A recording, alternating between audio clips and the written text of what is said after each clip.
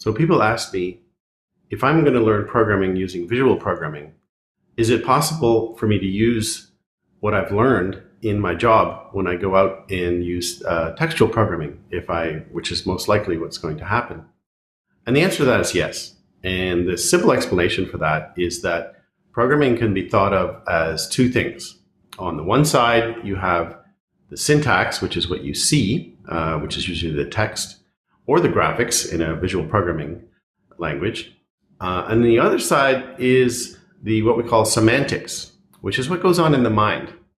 These are thoughts and processes that you are doing while you're programming. And the two of them are actually completely separate.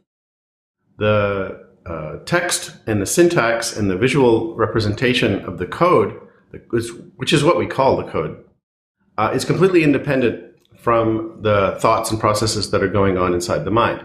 And the reason why is because the semantics that's going on is really universal. Problem solving is based on a set of cognitive processes that's independent of whatever language that you're representing it of. Now, it just so happens that text is interpreted with far less of the brain than visual programming is, because of the fact that half the brain is actually used for processing images. And if you change the syntax, which is what visual programming does, to make it simpler and easier for the brain to adopt, then the semantics that you will learn, which is how a program works, will be much faster and easier for you to learn.